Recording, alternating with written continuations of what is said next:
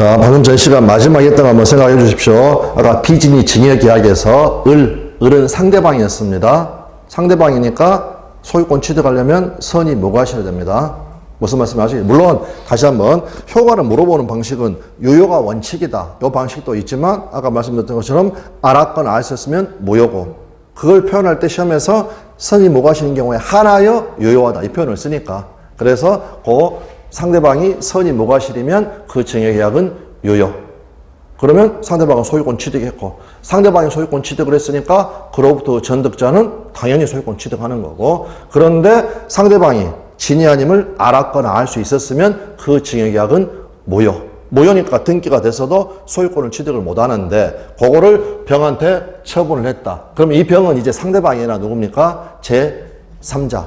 그럴 때 선의의 제3자는 보호가 되죠. 그럴 때 핵심 판례 제3자의 선의는 추정된다라는 것. 또 하나의 핵심 판례, 선이면 충분하지 과실 유무는 따진다 안 따진다. 안 따지니까 제3자 병은 아까 RR로 무효인 경우에도 제3자 병은 선이이기만 하면 과실이 있어도 소유권을 취득한다라는 거. 네, 그 그림을 좀 떠올려 주시면 되겠습니다. 자, 됐고요. 18페이지에 양가로 이번에 통정허위 표시 나와 있고요. 108조 통정한 허위의 의사 표시, 즉 짜고 한 거짓의 의사 표시이랑 상대방과 통정한 허위의 의사 표시는 무효로 한다라고 적어져 있고, 이항 전항의 의사 표시 무효는 선의의 제3자에게 대항하지 못한다라는 것. 요건과 관련하여 짜고의 의미, 통정의 표시가 성립하기 위해서는 진위와 표시의 불일치에 관하여 상대방과 합의가 있어야 한다. 우리가 알고 플러스 짜고. 그런데 틀린 지문. 통정의 표시는 표의자가 의식적으로 진위와 다른 표시를 한다라는 것을 상대방이 알았다면 성립한다. 이것만으로는 성립하지 않죠. 짜고가 없죠. 짜고 없다라는 거. 그러면 이제 성립한다 이 지문 말고요. 표의자가 의식적으로 진위와 다른 의사표시를 한다는 것을 상대방이 알았다라는 겁니다. 그러면 유효입니까? 무효입니까? 이제 이 지문과 상관없이 효과. 표의자가 진위와 다른 의사표시를 한다는 것을 상대방이 알았다. 그러면 이 계약의 효력은 유효입니까? 무효입니까? 무효죠. 되셨나요? 왜 무효입니까?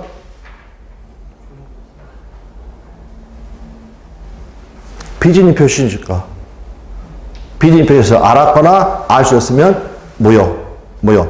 되셨나요? 왜 이 말씀을 드리는 거냐면, 우리 시험에서 어떤 지문이 나오냐면, 표의자가 진위 아닌 진위와 다른 의사표시를 한다는 것을 상대방이 알았을 경우에 그 효과는 통정의 표시와 마찬가지로 무효이다 라는 지문이 나온 적이 있습니다.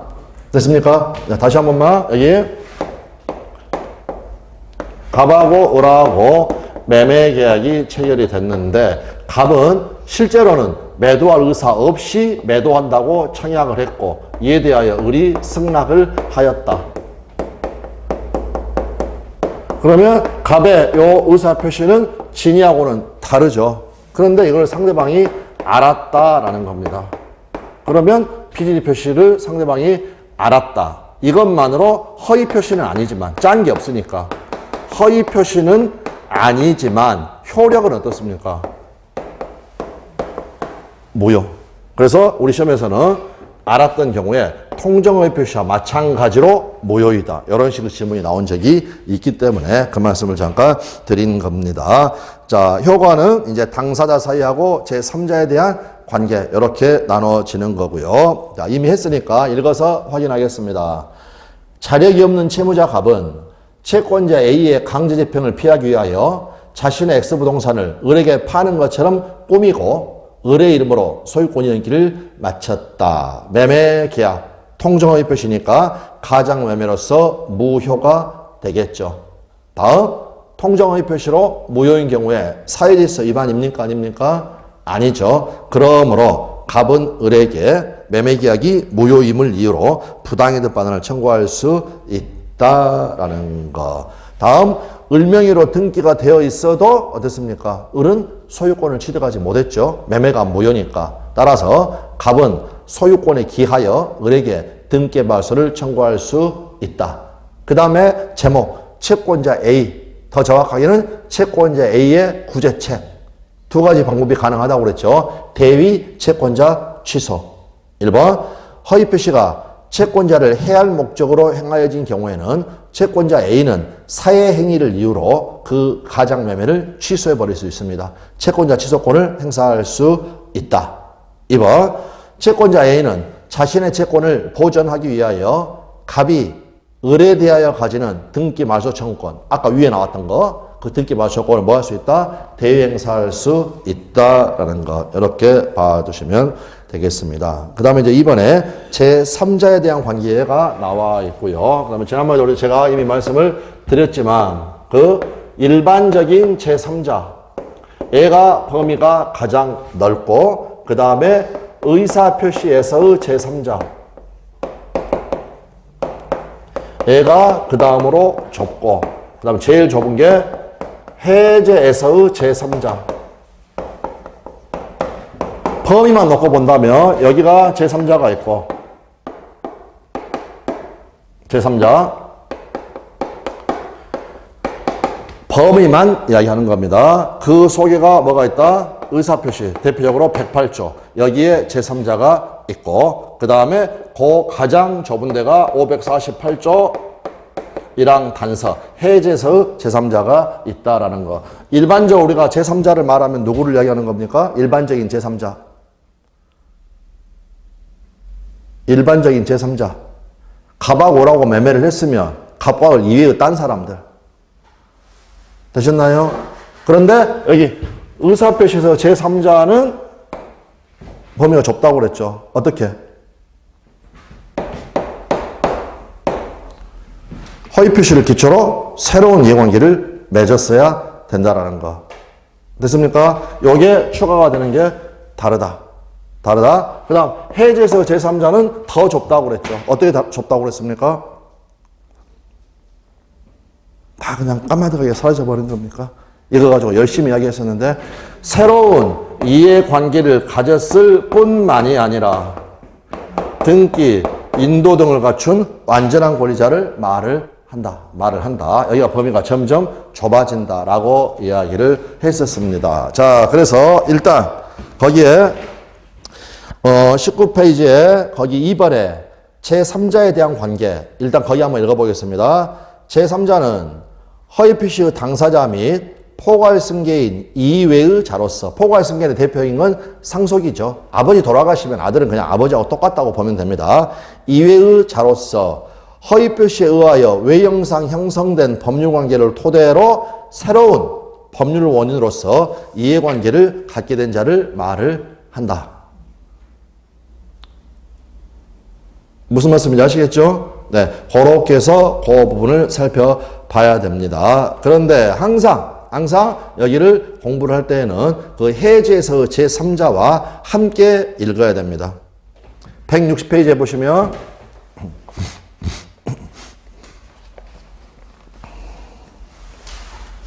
제일 밑에 제3자의 의와 범위, 해제된 계약으로부터 생긴 법률 효과를 기초로 하여 해제 전에 새로운 이해관계를 가졌을 뿐 아니라 등기, 인도 등으로 완전한 권리를 취득한 자. 일단은 거기까지 봐두면 됩니다. 자, 그랬고 바로 앞에 한 페이지 가셔가지고 159페이지에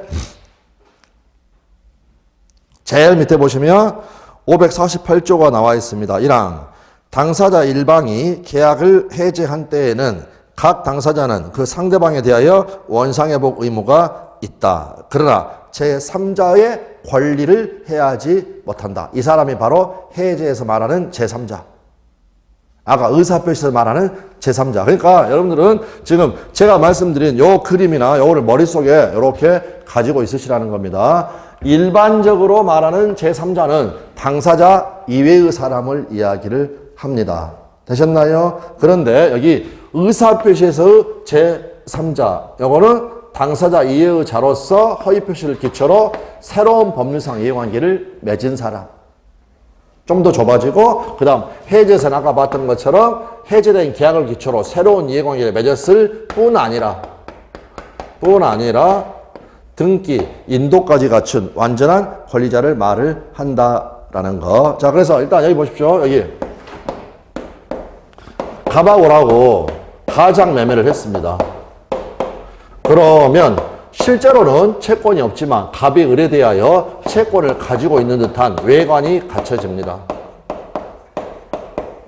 자, 이거를 가령 병이라는 사람이 압류 또는 가압류를 했습니다. 그러면 요 병이라는 사람은 허위표시에서 말하는 제3자에 해당합니까?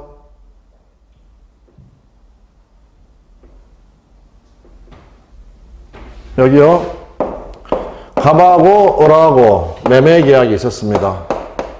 여기는 실제 채권이죠. 자, 그래서 갑에 의뢰돼서 대금 채권이 생겼습니다. 이 대금 채권을 병한테 양도했습니다.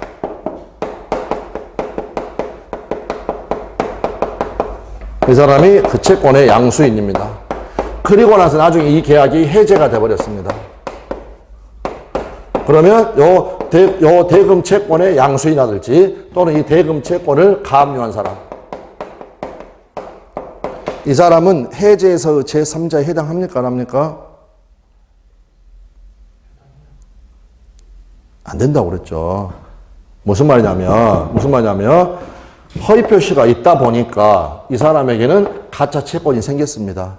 요걸 기초로 새로운 이해관계를 병이 맺었기 때문에 병은 의사표시 제3자에 해당합니다.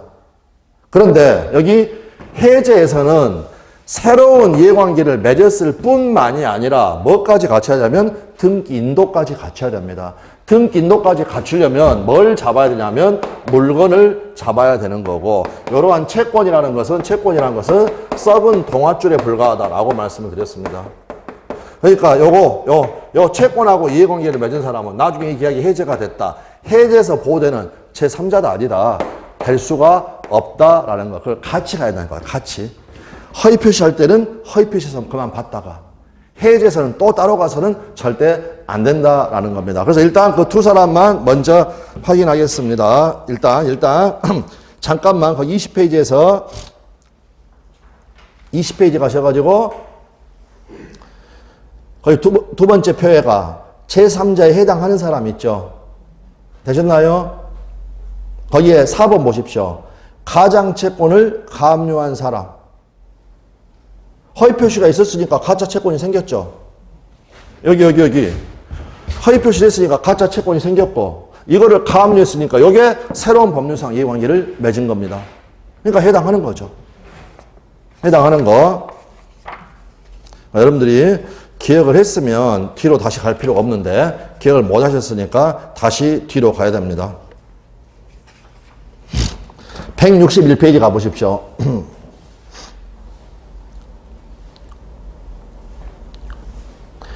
161페이지의 위에 표를 보면 해제에서 제3자에 해당하는 자, 해당하지 않는 자가 있고, 우측에 해당하지 않는 자에서 다른 거 다 볼 필요는 없으니까 일단 제일 밑에 당구장 표시돼가지고 뭐라고 되어 있습니까? 해제로 소멸하는 채권. 이거는 썩은 동아줄에 불과합니다. 그러니까 이거를 잡은 사람은 해제에서 말하는 제3자도 아니다. 특히 3번을 봐보죠. 3번. 계약상 채권의 양수인. 등기인도까지 갖춰야 되는데 채권에다가 등기인도를 어떻게 갖춥니까? 그러니까 물건을 잡아, 물건하고 이해관계를 맺고 등기인도를 갖춰야 되는 거고, 여기 계약상 채권의 양수인은 해제에서 제3자도 아니다라는 거. 자, 그래서 무슨 말씀이 아시겠죠?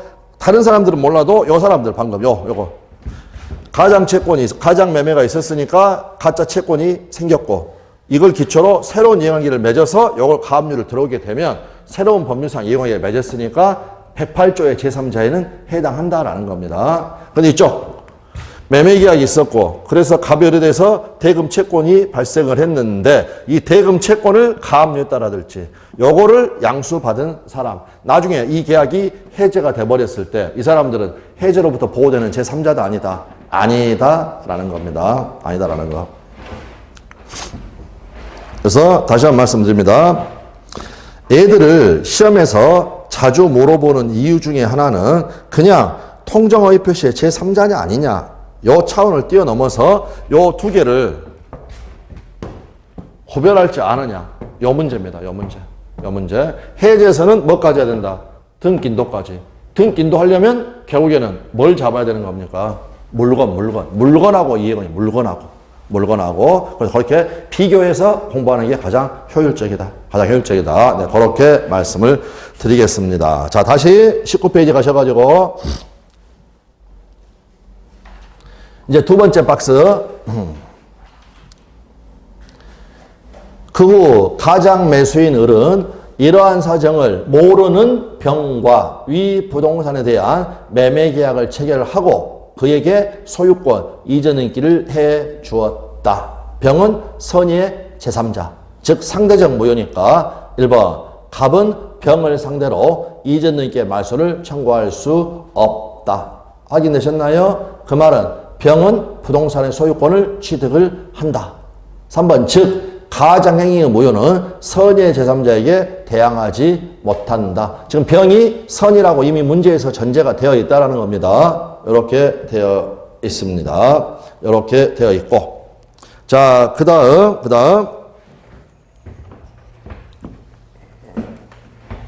다시. 갑하고 을하고 가장매매. 그 다음에 을 앞으로 이렇게 등기. 무효니까 을은 소유권 취득 못하는데 병이 이런 사실을 모르고 을하고 병 사이에 매매 계약이 있었고 등기를 받았다. 그럼 요 선은 병은 선이니까 소유권을 취득을 합니다. 그럴 때 갑은 을에게 뭐 할 수 있느냐? 부당이득 반환을 청구할 수 있다. 그런데 물건을 달라고 할 수는 없죠. 병이 소유권 취득해버리니까. 그러니까 그때는 돈 달라고 하나 돈 달라고. 부당이득 금. 그래서 거기 내용 살펴보시면 선의 제3자 병이 소유권을 취득한 경우에도 갑은 을에게 부당이득 금의 반환을 청구할 수 있다. 그래서 뭐라고 하느냐 가로에 보시면 당사자 사이에서는 언제나 무효이다. 언제나 무효이다의 수험상의 의미는 뭐냐면 이처럼 병이 소유권, 선의에서 소유권을 취득한 경우에도 갑과 을 사이에서는 무효이다. 무효니까 뭐 할 수 있다. 이행하기 전이면 이행할 필요가 없는데 이행을 했으니까 부당이득 반환을 청구할 수 있다. 다만 부동산 자체를 달라고 할 수는 없겠죠. 그러니까 부당이득 금, 돈으로 부당이득 반환을 청구할 수 있다라는 거 이렇게 봐두시면 되겠습니다. 자, 그 다음에 여기 병이 선이면 소유권을 취득을 합니다. 그러므로 병으로부터 전득자 정에는 선이 악의를 불문하고 소유권을 취득을 하는 거죠. 이거를 뭐라고 부르기도 하느냐? 엄폐물의 법칙이다라고 부릅니다. 자, 그래서 요 병이 막아준다는 거죠. 병이 엄폐물이 돼가지고 요청을 막아준다. 자, 그래서 선의 병으로부터 다시 권리를 취득한 정은 선의 악의를 불문하고 보호가 된다라는 거. 그 다음 거기 선의 제3자에서 선의의 제3자 보호 규정이지 선의 무과실의 제3자 보호 규정은 아니다. 그러므로 병이 다시 한번 너무 중요하니까 다시 한번 확인합니다. 병이 과실로 가장 매매 사실을 모른 경우에도 병의 소유권은 보호가 된다. 제3자의 선의는 추정이 되니까 갑이 자신의 소유권을 주장을 하려면 추정 사실의 반대 사실, 병의 악의를 증명을 하여야 한다라는 거 이렇게 봐두시면 되겠습니다. 자, 이제 기타가 어떤 내용이 나와 있냐면 시험에는 딱 한 번밖에 안 나왔는데 내용 자체가 조금 이해가 필요합니다. 자, 보십시오. 갑이 채권자 A의 강제집행을 피하기 위하여 친구라고 짜고 매매를 하고 이 매매에 따라서 을 앞으로 이렇게 등기가 이루어졌습니다. 그런데 을이요, 자기 앞으로 등기가 되어 있다 보니까 당장 자금이 좀 막 이제 액수 자체는 중요한 건 아닌데, 이 부동산이 지금 5억짜리라고 가정을 하고요. 을이 지금 급하게 돈이 필요했으면 1억이 필요했다. 그래가지고 평은행에 가가지고요. 담보대출을 받은 겁니다. 이렇게. 근데 이 병이 선입니다. 그러면 저당권자 은행은 보호가 되겠죠. 되셨나요? 자, 그러면 이거 한번 생각해 보십시오. 지금 소유자는 누굽니까? 소유자는 여전히 갑이죠. 그러면 지금 여러분이요. 이제 여러분이 지금 자금이 필요하게 됐습니다. 그럼 여러분 은행에 가서 대출 받을 수 있겠습니까? 5억짜리 부동산이고. 되셨나요? 받을 수 있겠죠? 그러면 여러분이 대출 받았다. 그런데 은행에서요, 지금 을명의로 등기되어 있는데, 등기부 보면 여러분이 소유자라고 안 나와 있죠. 등기부 보면 이 매매를 원인으로 해가지고 지금 여러분 친구 앞으로 지금 이전 등기가 되어 있고, 을구를 떼보면 이렇게 해가지고 지금 평은행 앞으로 1억짜리 저당권이 설정이 되어 있습니다. 되어 있다. 그러면 아무리 이거는 지금 우리 부동산이어도 지금 을 앞으로 소유권 이전기가 되어 있습니다. 은행에서 대출해 주는 거 꺼려 하겠죠. 결과적으로 여러분은 대출 받을 수 있는 건가요? 없는 건가요? 부동산 누구 겁니까? 여러분 부동산인데 왜 대출을 못 받습니까? 받으려면 어떻게 해야 되겠습니까? 예. 여러분 부동산에 무효인 을명의 등기가 있고, 을명에 지금 등기가 있어가지고 을이 소유자라고 등기부상 나타나니까 은행에서는 지금 대출을 안 해주려고 하는 겁니다. 근데 소유자는 여러분입니다. 당연히 대출 받을 수 있어야 됩니다. 방법적으로. 여러분 어떻게 해야 되겠습니까? 이걸 없애버리면 되죠. 요 등기가 무효등기니까 요거를 없애버리면 된다라는 겁니다. 없애버리는 방법은 어떤 식으로 없애겠습니까? 소유자니까 소유권에 기한 방해 제거 청구로서 말소 청구를 해가지고 없애버리면 어떻습니까? 은행 가서 대출 받을 수 있죠. 됐나요? 네, 그런데 이때 이 소유권을, 무효인 소유권을 없애려고 하는데 등기부상 요 이해관계인이 있습니다. 지금 병이라는 사람. 그 다음 병은 선이니까 A의 저당권은 보호가 되죠. 그러니까 여러분이 나중에 은행 대출을 받다고 하더라도 이거는 2순위로 되는 겁니다. 2순위로. 자, 그러면 여러분이 요 등기를 말소를 하려면 어떻게 해야 되느냐? 요 병에 승낙을 받아요. 승낙을. 이해관계인이 있기 때문에. 그런데 병 만나러 가면 좀 귀찮죠. 무슨 말씀 아시겠습니까? 잠깐 여기서 이야기를 중단하고, 자, 이게 갑소의 부동산에 대해서 어린아이가 등기 관련 서류를 전부 다 위조해가지고 요렇게 지 앞으로 등기를 했고, 그 다음에 병한테 매매하고 요렇게 등기를 넘겼습니다.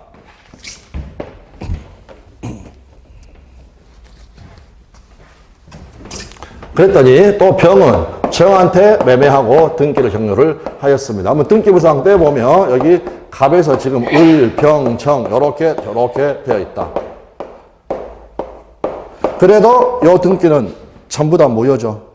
전부 다 무효니까 가령 갑은 을을 상대로 요 등기에 말소를 청구할 수 있다면 5.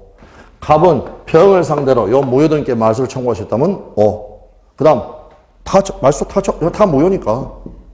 갑은 정을 상대로 요 등기 말소를 청구할 수 있다. 그래서 요 등기 3개를 무효 등기를 다 없애버리면 등기부 상으로도 여러분의 소유권이 회복이 된 겁니다. 그런데 지금 사람이 몇 명인데 한 명씩 어떻게 다 찾아가겠습니까? 그래서 우리 판례는 어떤 걸 인정을 하느냐? 여기 정에서 갑 앞으로 소유권 이전 등기를 하는 거. 요거를 인정을 합니다. 되셨나요? 이걸 뭐라고 하느냐? 진정한 등기 명의 회복을 원인으로 한 소유권 이전 등기 청구권. 엄청 길죠. 더 줄이면 진정 명의 회복을 위한 소유권 이전 등기 청구권. 왜 이런 걸 인정하는지 아시겠습니까? 번거로우니까. 그러면 이 경우에 갑의 정에 대한 이전 등기 청구권. 이거는 성질이 물권적 청구권일까요? 아니면 채권적 청구권일까요? 다시. 갑하고 을하고 매매 계약이 있었다. 그러면 을은 갑에 대해서 소유권, 이전 등기 청구권을 취득을 했습니다. 이 등기 청구권의 성질은 채권적 청구권일까요? 물권적 청구권일까요? 성질이.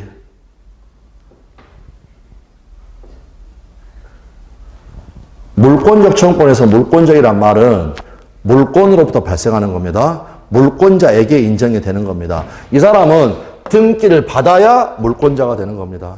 등기를 받아야 소유자가 되는 겁니다. 아직 등기를 안 했기 때문에 물권 자체가 없습니다. 그러면 이 소유권 이전 청구권의 성질은 뭐가 될 수밖에 없습니까? 채권적 청구권일 수밖에 없는 겁니다. 없는 거. 그럼 여기 갑의 정에 대한 소유권 이전 청구권, 이거는 채권적 청구권일까요? 물권적 청구권일까요? 물권적 청구권.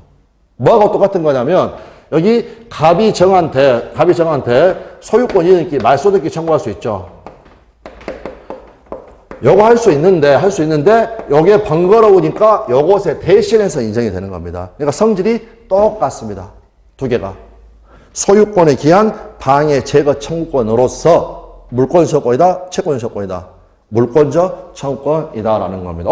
갑자기 허위 표시 이야기 하다가 왜 갑자기 요거를 이야기를 하느냐. 이 진정명의 회복을 원인으로 한 소유권 이전 등기 청구권. 얘가 실질적으로 빛을 발하는 게 여기입니다. 여기. 왜냐면 아까도 말씀드렸다시피 우리는 을명의 등기를 없애가지고 소유권을 회복할 수가 있는데 그래야 대출을 받는 거니까. 그런데 이처럼 병이 난 사람이 있으면 병한테 가가지고 우리가 아쉬운 소리 한다니까요. 그러니까 어떻게 해버린다.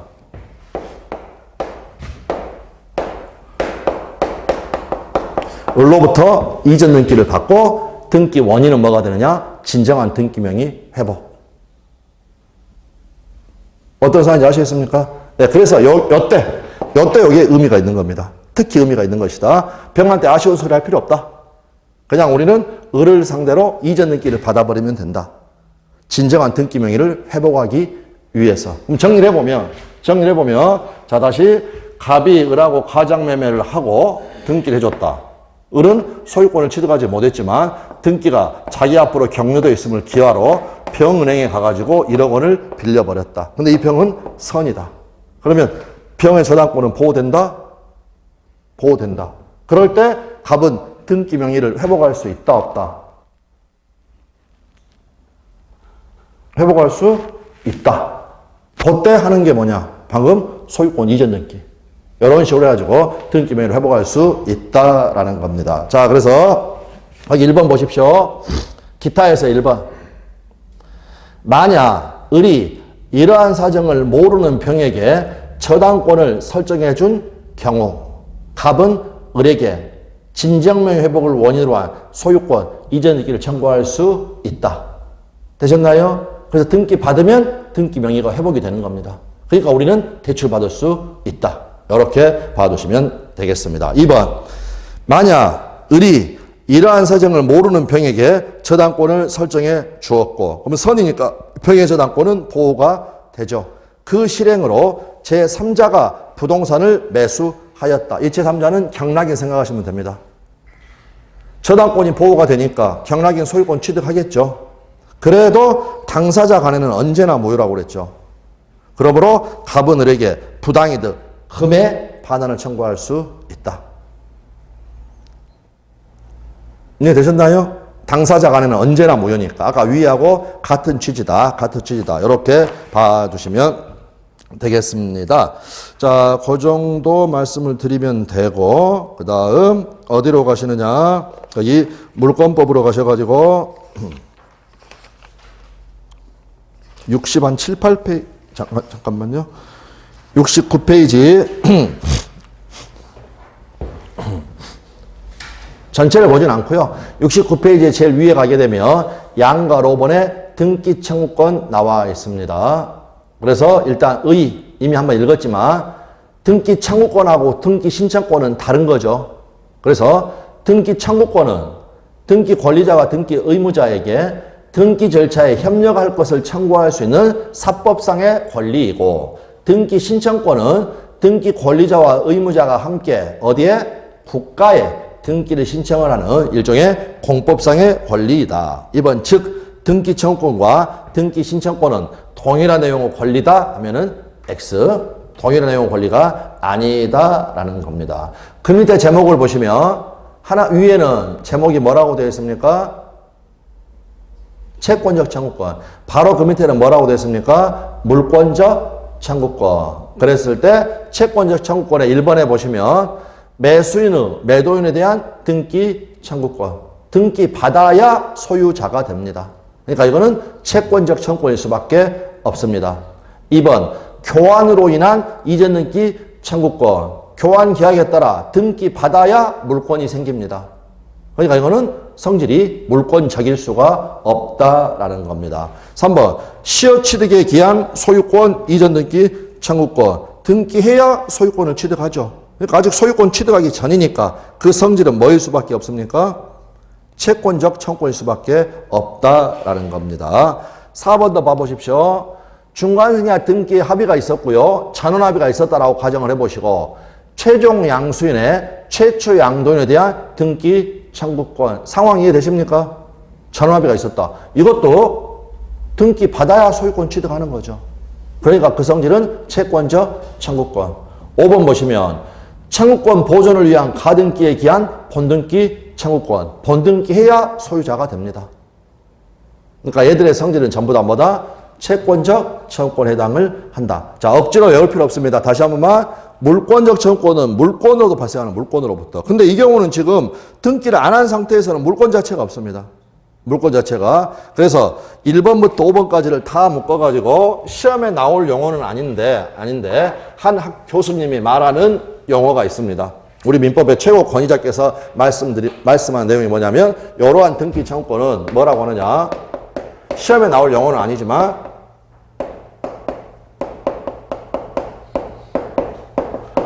창설적 등기 청구권. 등기 받았을 때 물권이 창설된다라는 겁니다. 그러니까 A의 성질은 전부 다 뭐에 해당한다? 채권적이다, 물권적이다. 채권적 청구권일 수밖에 없다. 그래서 이제 그 교수님의 책을 보시게 되면 뭐라고 적어져 있느냐? 요 용어 자체는 등기 청구권의 성질을 이해하는 데 도움이 된다. 나중에는 이렇게 말씀을 드릴 겁니다. 그런데 그 밑에 보십시오. 물권적 청구권. 1번 실제 관계와 등기가 일치하지 않은 경우에 가장 매매를 했다고 하더라도 갑이 소유자지 을은 소유자가 아니죠. 그래서 소유자가 물권적 청구권으로서 가지는 말소등기 청구권. 그럴 때 2번을 지금 이야기하는 겁니다. 말소등기에 가름하는 진정한 등기명의 회복을 위한 소유권 이전 등기 청구권. 가로에 보시면 진정명의 회복을 원인으로 한 소유권 이전 등기 청구권의 법적 성질은 판례에 뭐라고 적어져 있느냐. 소유권에 기한 방해, 배제, 방해, 해제라고 되어 있네요. 단어 못합니다, 여러분. 방해, 배제 청구권으로서 그 판례를 보게 되면 소유권에 기한 방해, 배제 청구권으로서 채권적 청구권이다, 물권적 청구권이다. 물권적 청구권이다. 판례는 그렇게 적어져 있습니다. 소유권에 기한 방해, 배제 청구권으로서 물권적 청구권이다. 제가 이 말씀을 드린 이유가 뭐냐면 방금 자 이제 앞으로 진정명의 회복을 원인한 소유권 이행 청구권 이거는 단어가 지금 23장과 24장과 됩니다. 너무 깁니다. 너무 길어. 그러니까 앞으로는 여러분한테 그냥 뭐라고 할까요? 긴 것. 요게 진정명 회복을 이야기하는 겁니다. 그런데 지금 왜 방금 제가 소유권에 기한 방해 배제 청구권으로서 물권적 청구권이다 이렇게 말씀을 드렸냐면 모의고사예요. 모의고사에 긴 것은 소유권에 기한 방해 배제 청구권이다 라고 한번 출제한 적이 있습니다. 제가 판례표현 그대로. 옵니까 있습니까? 진정명을 회복을 원인한 소유권 이행 청구권의 법적 성질은 소유권에 기한 방해 배제 청구권이다. 옵니까 있습니까? 방금 지문 읽었으니까. 오죠? 그런데 이거를 X라고 하는 사람들이 많다라는 겁니다. 왜 그러냐라고 나중에 물어봤더니 그냥 다들 물권적 청구권이다. 이것만 외우고 있는 겁니다. 긴 것은 물권적 청구권이다. 이것만 외우고 있다가 긴 것은 소유권에 기한 방해 제거 청구권이다. 라고 하니까 X를 치고 있더라. 무슨 말인지 알겠습니까? 네. 소유권에 기한 방해 제거 청구권으로서 그 성질은 물권적 청구권이다. 물권적 청구권이다. 그래서 이제 말 그대로 그냥 막 암기만 하는 경우가 있습니다. 긴 것은 물권적 청구권이다. 긴 것은 물권적 청구권이다. 그랬더니 긴 것은 소유권에 기한 방해 배제 청구권이다 하면 O를 쳐야 되는데 여기다가 X를 하는 경우들이 아주 많았습니다. 아주. 제 말씀 이해되셨을까요? 네, 그래서 방금 말씀드린 것처럼 소유권에 의한 방해 배제 청구권으로서 물권적 청구권이다. 물권적 청구권이다. 네, 이렇게 하는 게 판례의 딱 정확한 표현이 된다. 네, 그 정도 말씀을 드리겠습니다. 자, 이 정도 됐고요. 다시 이제 앞으로 가셔가지고 19페이지까지 가셔가지고 제일 하단에 이제 제3자 해당 여부 나와 있습니다. 이것도 기출 지문인데 일반 논이죠. 통정의 표시 무효로 대항할 수 없는 제3자의 범위는 통정의 표시를 기초로 새로운 법률상 이해관계를 맺었는지 여부에 따라 실질적으로 파악을 하여야 한다라는 것. 자, 그러면 다른 거 설명드리기 전에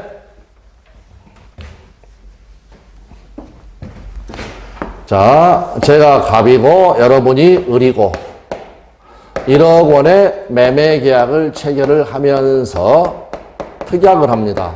어떤 특약? 매매 대금은 제가 등기 넘겨드릴 테니까 이 매매에 따라서 등기 이전에 드릴 테니까 대금은 제 동생한테 주세요. 이게 뭐였습니까? 아까 제3자를 위한 계약. 제3자를 위한 계약. 그런데 만약 이 매매가 가장 매매다. 아유, 죄송합니다. 둘이 지금 허위 표시로 가장 매매를 했다. 가장 매매하면서 대금은 이쪽으로 지급하기로, 즉 제3자를 위한 계약의 형태로 허위 표시를 하였다. 그런데 제 동생은 이게 가장 매매라는 걸 전혀 모른다. 그랬을 때 이 낙약자 을은요 병한테 야, 이 매매 계약은 무효였어 라고 대항할 수 있을까?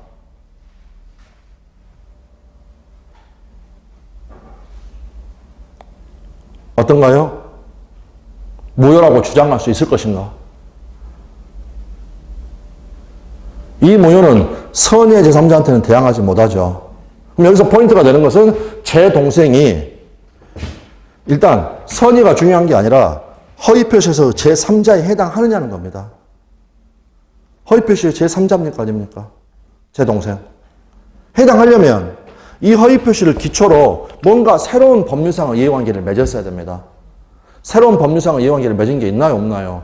없죠. 그러니까 제 동생은 허위 표시에서의 제3자다 아니다. 아니다. 아니니까 을은 제 동생이 만약에 돈 달라고 하면 야, 헛소리 하지 마. 이거 가장 매매였어. 무효를 주장할 수 있다 없다? 있다. 이렇게 된다는 겁니다. 무효를 주장할 수 있다. 그게 제3자의 의미가 되는 겁니다. 제3자의 의미가. 자, 그래서 일단은 여러분 좀 뒤로 왔다 갔다 하더라도 그거 귀찮아하시면 안 됩니다. 제3자를 위한 계약 쪽으로 가보겠습니다. 153페이지 잠깐 봐주시고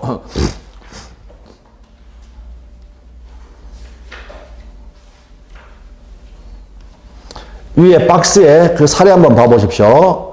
매도인 갑과 매수인 을이 계약을 하면서 그 대금을 갑의 채권자 병에게 지급하기로 하는 제3자를 위한 계약을 체결하였다. 병이 지금 제 동생입니다. 제가 제 동생한테 돈 빌린 거 있어가지고 여러분한테 제 대금은 제 동생한테 주실 수 있겠습니까? 라고 물어봤더니 여러분이 오케이 해준 겁니다. 해준 거. 자, 그랬을 때 이제 상황은 읽었고 154페이지에 보시면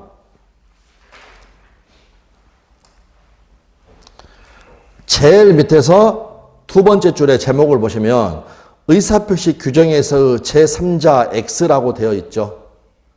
찾으셨나요? 예. 그럴 때 1번 보십시오. 여러분하고 저 사이의 매매 계약이 허위 표시로 무효인 경우 낙약자 을은 그 무효를 이유로 선의의 병에게 대항할 수 뭐라고 되어 있습니까? 있다. 왜? 제 동생은 허위 표시 제3자가 아니기 때문에. 아니기 때문에. 2번. 갑과 을 간의 계약이 갑의 착오로 취소가 되었다. 병은 착오 취소로 대항할 수 없는 제3자다 아니다. 아니다. 그걸 또 어떻게 표현했냐. 제3자의 범위에 속하지 않는다라는 거. 다 같은 말입니다. 의사표시 제3자가 아니다. 다시 한번 왜 아니냐라고 하게 되면 새로운 이해관계를 맺은 게 없다. 새로운 이해관계를 맺은 게 없다라는 겁니다.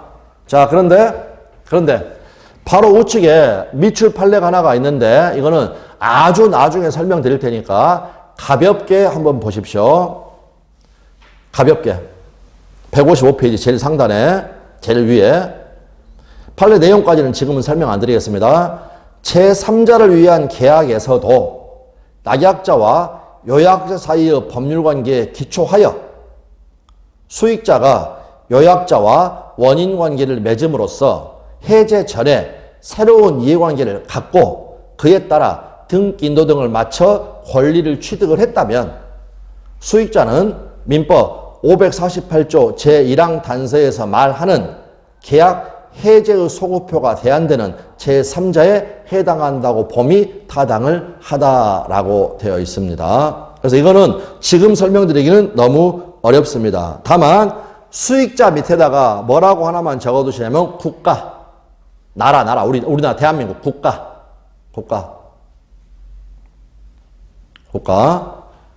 그런데 제가 지금 계속해서 이야기했던 의사표시에서 제3자가 아니다. 또는 이제 지금 말씀드리는 해제에서 제3자가 아니다라고 말하는 수익자는 제 동생 이야기하는 겁니다. 사안들이 케이스 바이 케이스로 따로따로 봐야 합니다. 케바케로. 그런데 일단은 우리 시험에서 지금까지 나온 거는 요거 제 동생만. 그러나 이제 최근 판례에서 국가가 해제에서 제3자에 해당할 수도 있다라는 그런 판례가 나왔기 때문에. 그래서 이 판례는 여러분 지금 궁금해하지는 마십시오. 궁금해하지는 말고 일반화시켜서가 아니고 제가 항상 의사표시에서 제3자가 아니다. 해제에서 제3자가 아니다. 즉 새로운 이해관계를 맺은 사람이 아니다라고 한 사람은 제 동생. 저한테 돈 빌려준 제 동생. 자, 그래서 그거를 일단 말씀을 드리겠습니다. 이제 그 방금 판례가 어떤 건가는 아주 나중에. 기출 판례도 아니니까, 네, 그 정도 말씀을 드립니다. 자, 그 다음 20페이지에 보시면 앞으로 가셔가지고,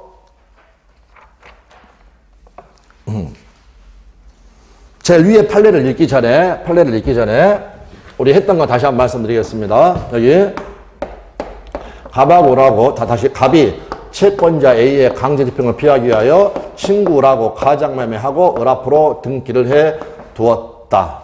그런데 을이 병한테 매도하고 등기를 해 줬는데 요 병이 선이다. 그러면 지금 애들은 가장매매의 당사자입니다. 그런데 채권자 A는 이 사람이 가장매매를 한 건 아니죠. 그랬을 때 요 A는 병한테 요 등기의 무효를 주장할 수 있겠는가? 제가 말씀드린 취지 아시겠습니까? 얘들은 당사자니까 얘한테 무효를 주장하지 못하는 건 당연한 건데 A는 가장매매 한 사람이 아니니까 얘한테 무효를 주장할 수 있겠는가? 된다, 안 된다? 안 된다. 그래서 판례를 좀 더 읽겠지만 뭐라고 하냐면 선의 제3자가 생겨버리면 가장행위의 당사자뿐만이 아니라 그 누구도 선의 제3자한테는 가장매매의 무효를 주장할 수 있다, 없다. 무슨 말씀인지 아시겠죠? 당사자뿐만 아니라 그 누구도. 자, 그래서 갑니다. 상대방과 통정하나의 의사표시는 무효이고 이제 원칙을 이야기하는 겁니다. 누구든지 그 무효를 주장할 수 있는 것이 원칙이나 다음은 예외를 이야기하는 거죠.